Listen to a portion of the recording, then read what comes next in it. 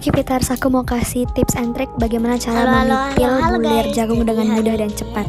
Kalian cukup pakai ujung sendok untuk membuat satu jalur pertama, setelah itu tinggal dikupas-kupas deh. Kalau jelek maaf bang.